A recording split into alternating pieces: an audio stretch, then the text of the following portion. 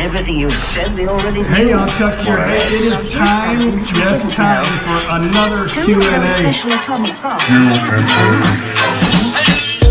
know, it's been a long time since I've done a Q&A.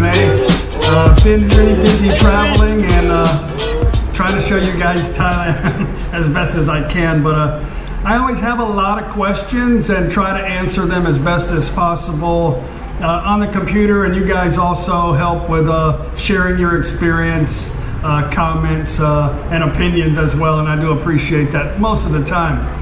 But anyway, I've got a lot of questions, so yeah, let's get started. Okay, question number one is from Rover Dad. Rover Dad is referring to one of the Colley videos. He says, beautiful, island life is for me. How was the internet connection and speed? I unfortunately have to be reachable no matter what. You know, on the island, it's not really a big deal for most of the people that go to the island to have internet. They have cell phone coverage almost everywhere in Thailand, except a few places that I've been to up in the mountains up north. I had a difficult time because there's mountains everywhere. But the very first place that we stayed, I was able to upload high definition videos on their Wi-Fi in the hotel. So breeze up here, air conditions on too. The internet on the tropical island is super fast, crazy fast. So my computer's working. I'm having to re-edit a couple of videos. It was no problem.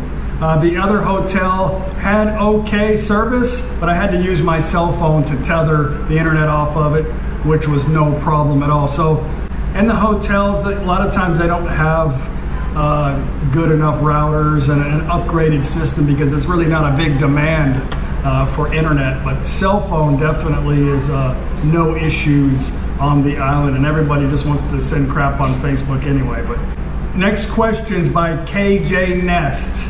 He's referring to the Trong videos. Hi Chuck, great videos, thank you. Do more people come out later?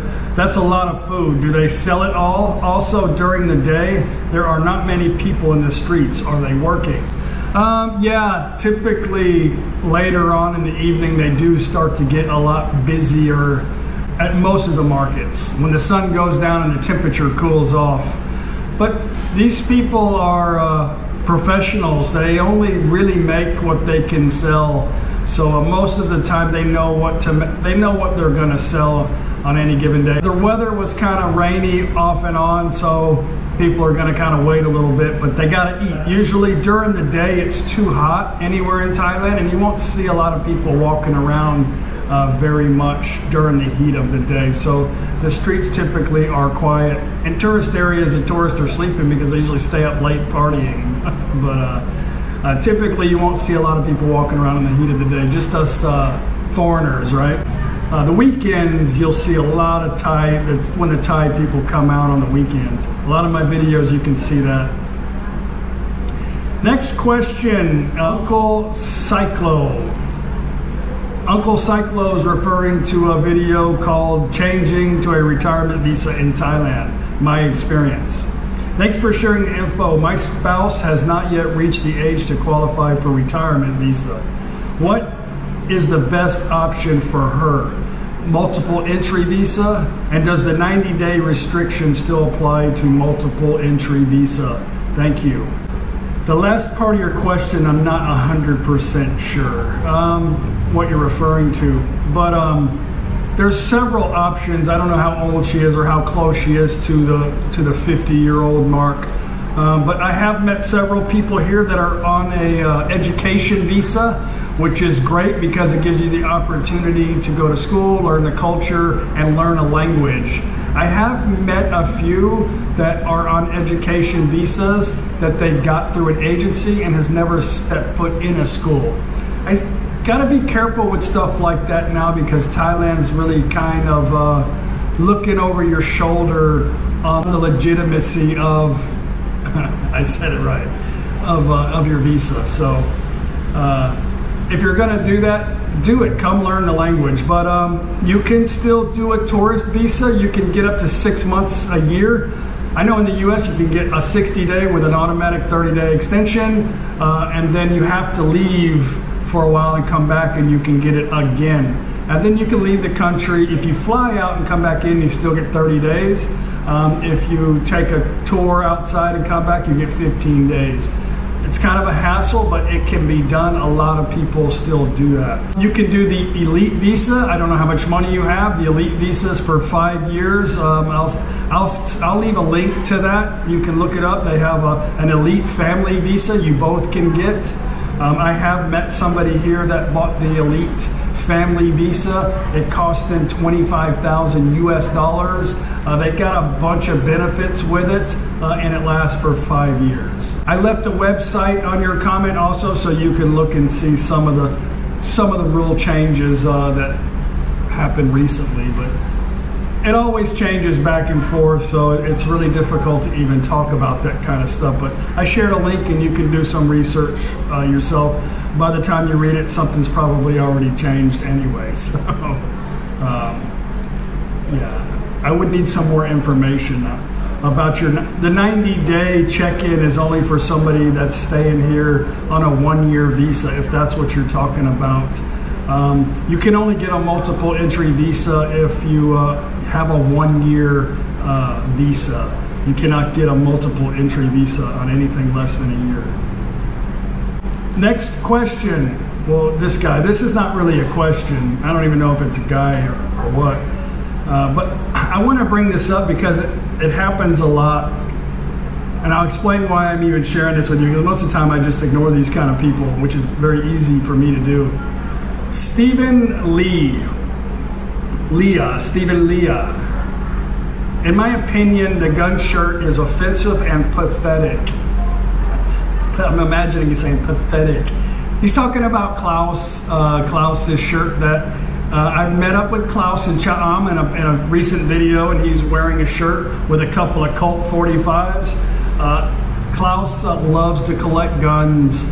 Klaus is not he's not a psychopath killer, or he's not a police officer or anything. He just likes guns. Anyway, it doesn't really matter. So anyway, this person is offended by somebody's shirt. But when I hear this word, first off, when I hear the word offended, I just immediately think to myself, well, that's your problem. It's nobody's problem but yours. If you're offended by something, then that's on you. It doesn't really matter, okay? Because anybody can get offended by anything. So whatever, it's your problem, not anybody else's. But I don't know what country that you're from. There are a few countries that don't have a military. But if you're in a country where you're free, obviously, to get on the computer and look at YouTube and make comments, most likely you have a military that has guns that is protecting your rights. I find it hypocritical a lot of times when people talk about guns.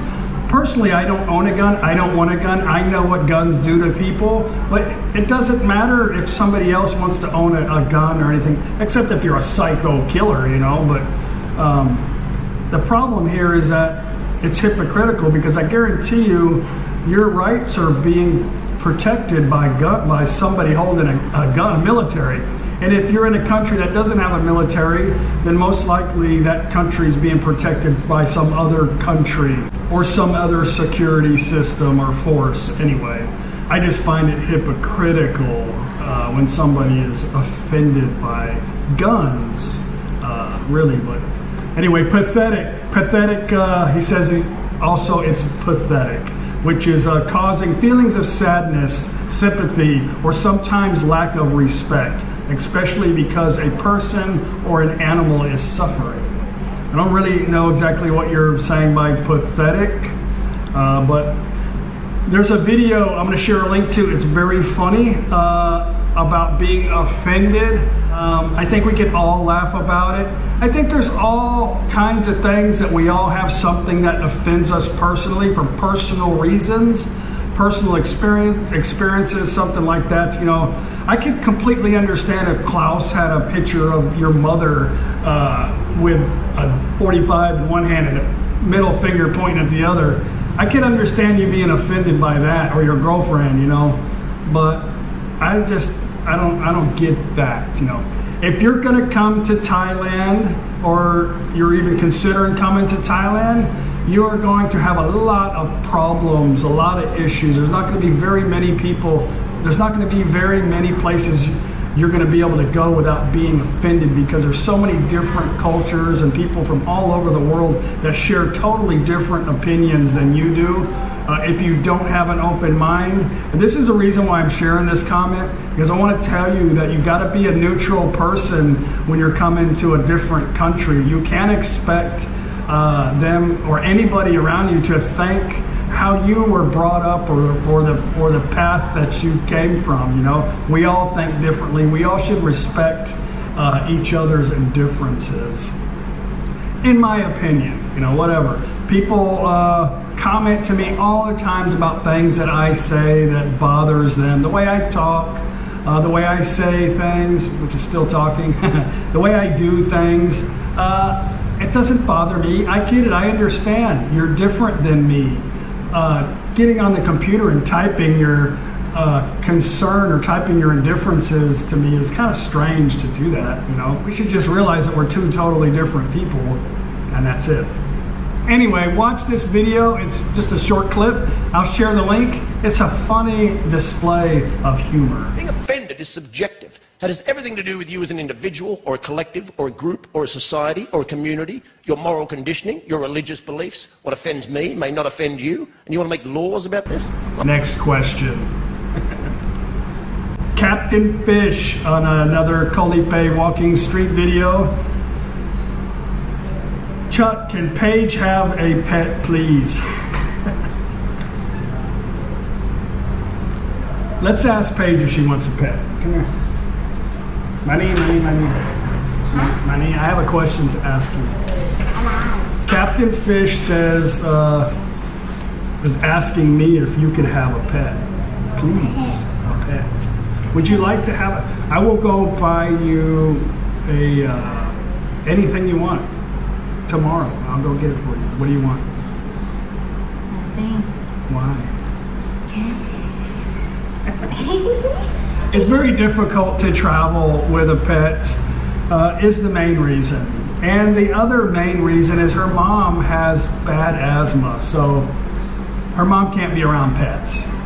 And the third reason is Thailand's kind of open door, so it's difficult to have a pet be in a safe place here. We've already had a couple of strays come up that Paige was trying to take care of, and they ended up dying by, you know, getting run over by a car or something, other tragedy. So it's difficult to have a pet in Thailand, for us anyway.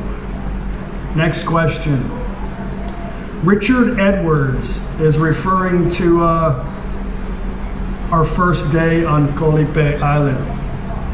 Hey Chuck and Paige, as always, we are loving this travel series and are big fans. Thank you very much. Colley looks absolutely gorgeous. Thank you, baby, very much. It's so damn hot. It's Songkran is what, in 3 days, 4 days? Yeah. It's the hottest time of the year right now in Thailand. I was in the middle of baking some raisin bread and our electricity went out for about 10 minutes. It all worked out. But when you don't have a fan, oh man, it is hot. I got the air on right now because I got the doors closed because it's loud on the street. Anyway, Colley looks absolutely gorgeous. We have a question, if you don't mind. We're heading to Koh Kut, Koh Mat, Koh Chang in November, and saw your travels to Koh Kut and Koh Chang. How would you compare them to Colley Thanks, Nikki and Richard X. Koh Chang is our favorite place. We do like Koh Kut. Koh Chang is, the thing about Colley was it was beautiful, but the atmosphere wasn't that good for me. It was just so touristy and kind of European for my taste and a little overpriced. When you're on an island, always things are going to be expensive because it has to be brought over by a boat. And then there's extra tax that they're charged for removing trash. There's a lot of extra fees that a business has to pay to operate on an island. So cost of doing business is high, so of course the customer's always going to pay that too. But some of them were exaggerated. If you watch the videos, you would know I share the prices with you. But Gochang is huge. Gochang has a macro, a big C, a big Tesco Lotus, and the prices in the macro were basically the same as they were out here. So there's more competition on, it's not about prices really for me, but there's a lot more areas in Gochang to go to. Like if you get tired of one spot, you can move to about 4 or 5 different sections of the island and it feels new still. And then you can have everything you need on the island. If you want to go buy a case of beer at Macro and save, you know, 100 baht, you know, you can do that. But anyway, I just like the feeling of Gochang. Me and Paige both do too. And we could take a little tour over to Khao Kut and stay on the island for 3 or 4 days with no problem. We're going to move to Gochang. I forgot to mention that to you. No, not going to move. We're going to go there for about a month. According to Soy Mafia, that's moving. Anytime we're gone, anytime I take her little girl away more than 10 days, she gets upset. So we're going for 3 to 4 weeks to Gochang, maybe in July, August, something like that. Anyway, that's my comparison. Next question. Baldi-san Yokosuka. He's talking about another Colley video. He says that he's just curious, was Colley affected by the 2004 tsunami? I have a lot of people ask questions about the tsunami and where it happened. That stuff's easily looked up all over the internet, but Colley was not affected by the tsunami at all, period. Nothing other than some tours that were out that day got affected out in the ocean, but the island never got one single bit of damage from any kind of high water. They just had they had a few high waves that day and it was not affected. Next question, Mike Coy. He's talking about, this is the video that I made kind of when I first got here to explain why I came to Thailand to begin with, why I left the United States, and I made a change in my life for the better and just decided to move to the other side of the world. So he's referring to this video. Jesus turned very dark with tumor. Talk, bro. I don't know what that means. Calm down, current smoker here in his late 40s. You might be right though. Start living or accept dying. I love your videos, but I really want to know what was your amount that you retired on? A ballpark figure that gave you the courage to take the leap to retire in Thailand. Like you, I married a Thai. She was a teacher in Phuket when I met her, and now we live in the US together. I want to retire by 57. I will have a 25-year pension with UPS, $2,800 a month, and almost $800,000 cash saved up at that time. But I'm not sure if that will be enough to take the chance. You shared this on YouTube, so I'm sharing it with everybody else. I appreciate you sharing that with me. We all don't know who you are still, but a lot of people send me emails of their portfolio basically and ask me my opinion on if I think it's doable or not. But to be honest with you, just the cash that you have coming in a month is about 3,000 baht a day. I have a difficult time spending 300 baht a day here in Thailand, not including, I give my mother-in-law 5,000 baht for the electricity, the air, the internet, stuff like that, because I want to give that to her. Not including my bills or my insurance that I pay every year, stuff like that. But my daily expenses, I can't spend 300 baht. Anyway, I share a video with you. This is a basic, I kind of simplified, you know, like a high range, like a living with high standards to medium to low. what it would take to retire in Thailand. I think it's a simple video. It gives you my opinion on what you need to retire, but what you have, my friend, is excessive. If you have anywhere near 800,000 in the bank, you could come to Thailand right now. I mean, I don't know how old you are, unless you're 20, but if you're close to your 57, $800,000 is a lot of money in Thailand. I just don't think you're going to spend that. But everybody asks this, and I don't know it's so hard to answer that because I don't know what your standards are. I don't know what you want, If you're wanting to live a normal life in Thailand, I think that's too much money, I think you're going to have zero problems. I think you could easily go back and forth, live half the time in the US and half the time here in Thailand, That's just my opinion. But anyway, watch the video, maybe it'll help you. I hope. Next question, Tony F. Tony F is referring to my Walking Street Colley video. Hey Chucky, hey. It's Chucky. Why is the beer so pale and why drink it with ice? Put in a stubby holder to keep it cool. I had to look up stubby holder. I know, I'm a stupid redneck. I talk slow. I didn't know what a stubby holder is. And I had a difficult time really trying to look it up because there's a lot of stubby stuff. Some other weird stubby stuff, stubby holders too. Anyway, I have several koozies, but we don't carry them around with us when we're walking around everywhere. We usually keep them in our truck in a bag, but I find that I hardly ever use the thing. We have a Buc-ee's cup we got that works pretty good with ice, holds ice. Anyway, I don't know if you've ever tried. I've been drinking beer a long time. I never put ice in my beer. Why would you put ice? Why would you water down your beer? It makes no sense. You would lose the flavor, It would taste like crap. In America, we have Miller Lite beer. To me, it tastes like water, Why would you put ice in that? Well, here's the thing, guys. Thailand is hot. If you're going to buy a big beer, it's like a quart size, I'm not going to chug it. And it's so hot, it's going to be warm by the time you're halfway there. But for some crazy reason, the beer tastes good with ice. I don't know. And maybe you've tried it and maybe you don't like it, but that's up to you, right?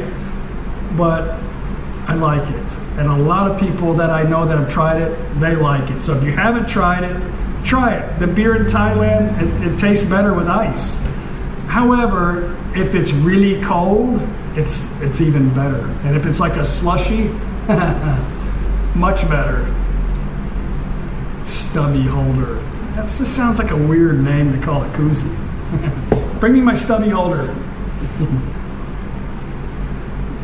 Next question, Dennis King. Dennis King is referring to an older video that I made about Thailand's best steaks, dogs, and lawyer, something like that. Anyway, there's the link.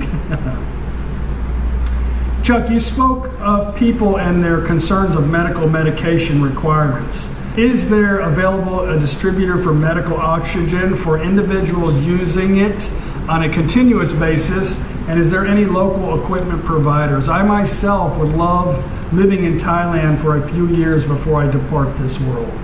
But I hope you stay a long time. And I want to tell you that a lot of people come to Thailand that are in their last few years of their life.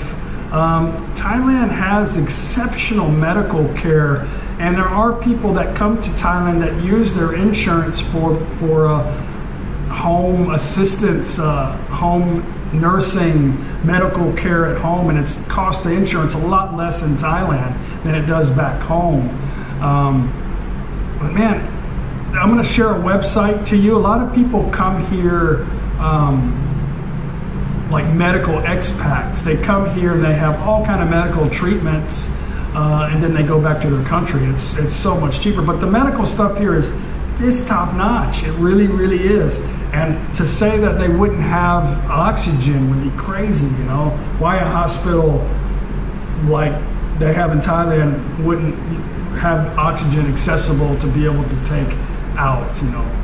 Anyway, I don't live near a Bangkok hospital to go ask, but I'll share a website with you, and you can communicate with them, and maybe they can give you more information. But I would just about guarantee, and if somebody has an experience with this and wants to share, please do so.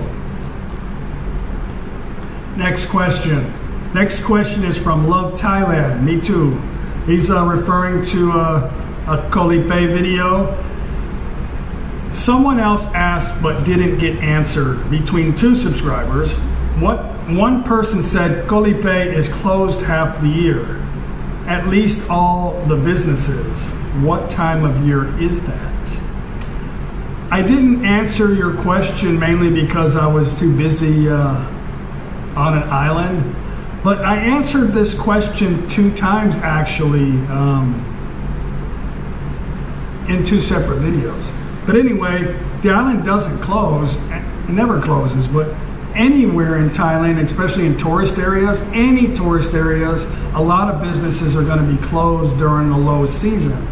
Now the low season varies in different parts of Thailand, and it's all dependent on the weather. So when we have the rainy season, which is almost like a monsoon season, you're not going to have very many tourists. So right now in Colley, the peak season is April and May. So after that, you start getting into the rainy season, and then it becomes less populated, and then the businesses kind of go away. But you can go have a good time any time of the year. I actually prefer Koh Chang in the rainy season. It rains really hard there, but not all day. And if it does, so what? I do something different. But there's nobody around, which I really, really enjoy. Yeah, not all the businesses, but most of the businesses that are going to be closed are like the bars, some of the high-end restaurants, stuff like that. But I don't really care much about that stuff anyway, so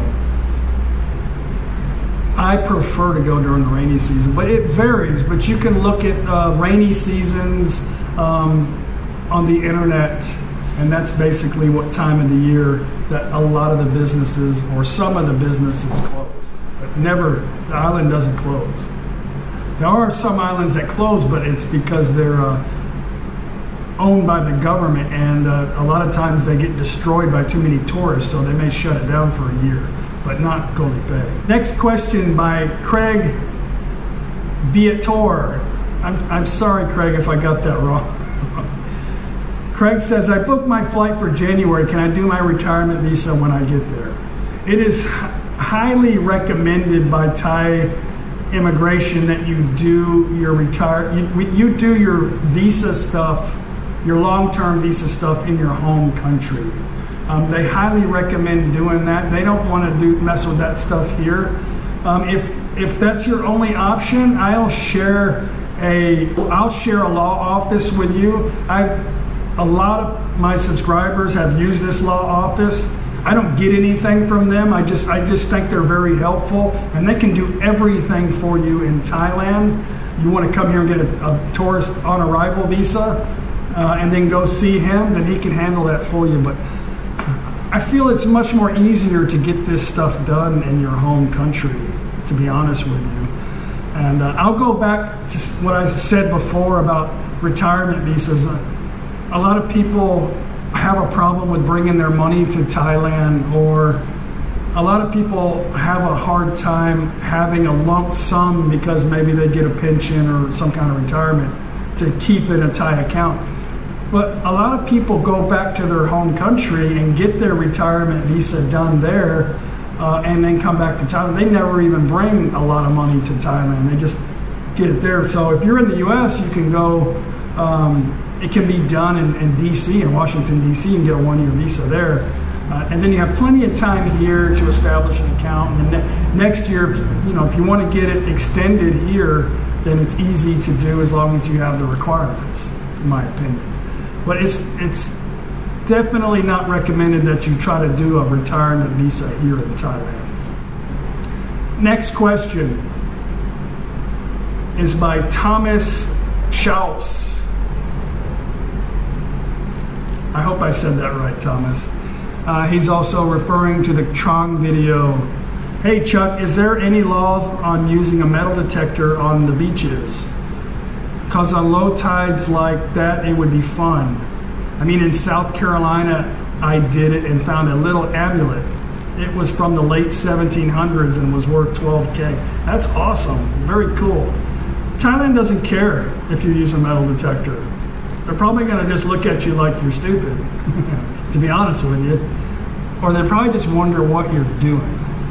But they really don't care about stuff like that. You don't have to have a permit. There's almost nothing you need in Thailand that requires a permit. Except flying a drone, I know. But yeah, they don't care about that. Bring it. They sell them here. Next question, Baiko Fall is referring to a Cha-Am video. He says, do they have different regulations in wearing helmets in Cha-Ams? Didn't see any motorbike driver wearing one. The law is the law. They're very strict on helmets. The problem is when there's nobody to enforce it, Thai people aren't going to wear it. They never wear it here. I'm guilty of that too, but I never get on the main road. I never go over, maybe 40 kilometers an hour is the most I go on my scooter. I do own a helmet. But Thai people will not wear it. They don't even wear glasses. They don't even they'll go down the road like this, getting shit in their eye, they can't see, but they're not wearing a helmet. But they only wear it when it's enforced. A lot of times they keep it inside their seat, and when they see a police stop, they'll get it, or they'll do a quick detour away from the police check. But no, it's the same everywhere. But when you're in Cha-Am, you're not going to be able to go very fast anyway in Cha-Am. Next question is by Henrik Jacobson on a Colley video. There are no flies. How is that possible? By the fish meat. Anytime you're by the ocean and there's a nice breeze, yeah, there's not really much flies. When you're in a restaurant, I always put the fan on me, not because I'm hot, because of flies. There's still flies, but when there's a breeze, there's not that many. The flies here are crazy. I don't understand. There's so much dirty stuff and open food everywhere, but you rarely see any flies on the food. They're always just flying on me. They like dry skin. It's not like in the US, you set out a hamburger patty and they don't even care about it here. It's very weird for the most part. There's a lot of raw meat hanging around and very few flies hanging around on that. So, I don't know. But if there's a breeze, there's not going to be many flies. And next question, Jan Beck, another Colley video. Chuck and Paige, how were the mosquitoes on Colley? I hate those buggers. At that time, there was not a lot of, we were really in the dry season, so there wasn't a lot of mosquitoes. And again, it's very windy there, so you're not going to have too many mosquitoes. But when it rains, that's when they really start to come out and become a problem. It struck the tiny rock. Ah! That's good. And Plato. Well, I'm feeling weak. Really bushwhacked.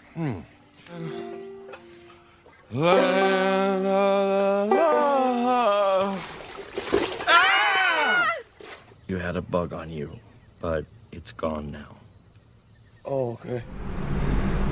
I still get bit by mosquitoes, but I think I'm immune to them now. I really don't even I rarely even get a bump from them. I get a little itchy sometimes, but when I first got here, I had the chicken pox. I was like, I don't know if I can stay here, But now it really doesn't bother me that much. But they sell all kinds of natural style mosquito repellent. So I haven't seen any off stuff like that. So that stuff is very strong. I recommend just bringing that. But I'm not really affected much by the mosquitoes other than them flying on me. I don't like that. Next question. Charles Gallagher on a Tron video. Great video. The people in the market seem so nice. I would like to know more about tipping, and it seems there are more Muslims where you are currently traveling. Yes, a lot of the Muslims are down south. Thailand. I've discussed tipping quite a bit in the last couple of years of making videos here in Thailand. A lot of times I get the same response from people that tipping's an American thing. Nobody else does that but Americans, you know. I don't know if you understand the reasons why we tip in America. What about? I don't tip. You don't tip? No, I don't believe in it. You don't believe in tipping? You know what these chicks make? They make shit. Don't give me that. She don't make enough money, she can quit. I don't tip because society says I have to. All right, I mean, I'll tip if somebody really deserves a tip. If they really put forth the effort, I'll give them something extra. But I mean, this tipping automatically, it's for the birds. We don't tip. Everybody doesn't get a tip. Mostly people at restaurants get tips because they work for way below minimum wage.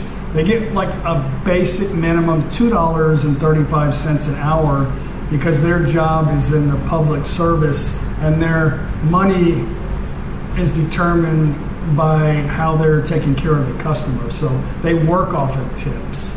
A lot of the high-end restaurants will automatically charge you on your bill already a percentage for tips.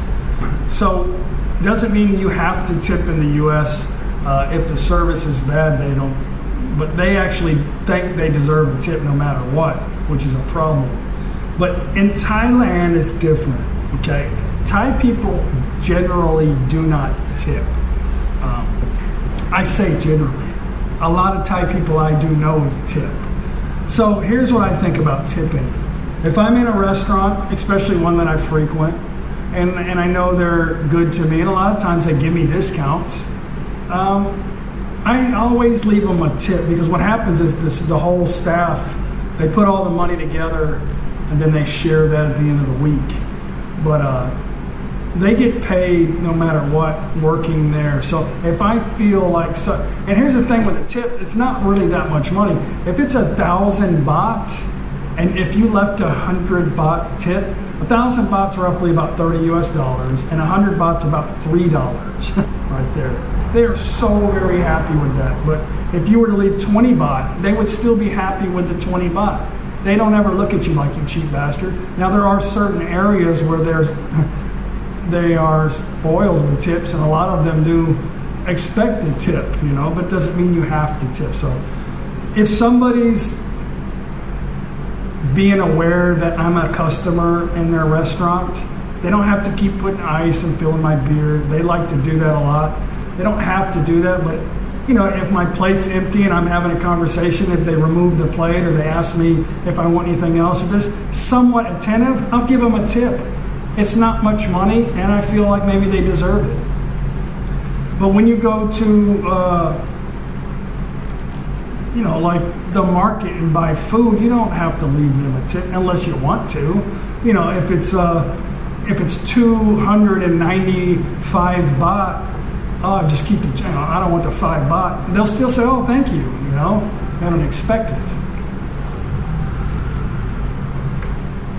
But anyway, I'm a giver and I like to see people happy. So if I see somebody working hard at their job and they appreciate their job, I love to leave tips because I love to see them continue to do that, to be happy and enjoy their job and take care of people. And I want people to be happy when they see me too. So I don't want to be going into, oh, here comes that cheap bastard who always expects everything for nothing, you know. I'm sure they probably don't say that, but I feel like they might. Anyway, that's just my opinion on tipping from an American point of view. Next question from Chris Rudd. I share this because I always get this all the time. Where is Colley? Where do you live? Where is the hotel you're staying? It would be nice if you shared location. I always share the where is Colley? And that's easy to just type in the computer on Google Maps and bam, there you are, Colley right there. But I shared a link also of the hotels that we were staying at. If you just click on that, it'll take you right exactly to where we stayed at, and then you can zoom out and see where Colley is.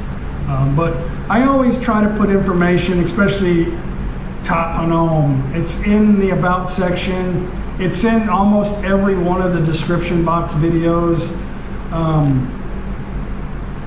I don't know. I understand that you're trying to figure out where it doesn't say exactly by watching the video or looking at that, but you could type that in unless you're watching it by a TV and you don't have a computer or a cell phone.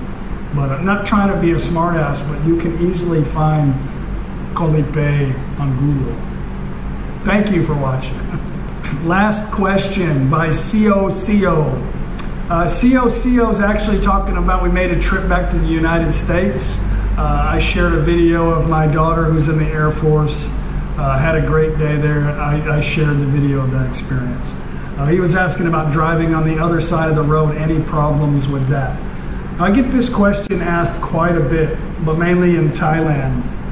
You know, I rode a bicycle here for a few months to try to get my brain acclimated to being on the left side of the road. But just the other day, I almost went into traffic.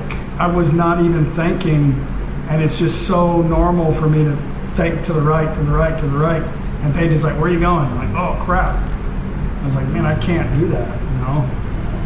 And still sometimes I hit my blinker, I hit my windshield wipers for the blinker because it's where the blinker should be on a left-hand steer vehicle.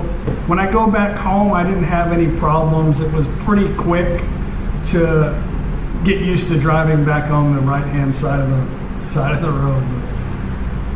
I drive a lot in Thailand, and I haven't had an accident yet, but I've had a couple of oh crap moments. It happens. Anyway, guys, I know I have a whole lot of questions I didn't answer. I will try to continue with the Q&A videos as much as I can. We have 3 times more subscribers now than when I was doing the Q&A videos. A lot of the questions are repetitious. A lot of times I'll share a video link that better explains your question than me just giving a short little typed statement. So I hope you guys, if you don't get any information from that, please let me know. And you guys also feel free to comment if it's addressed to me. Definitely, if you can share your experience or you have an opinion, it would be awesome for you to share that as well. As long as you're not being a dick. I don't know any polite way to say that, but can't expect everybody to know everything about Thailand, and you can't expect everybody's experience to be the same as yours. So things are different at any given moment, not just any place, but all kind of things are different in Thailand. So anyway, keep them coming. Thank you for watching. If you like this video, again, always click like. I do really appreciate that. Please subscribe. We have a lot of fun stuff always coming. And yeah, I'll see you guys on the next video. Bye.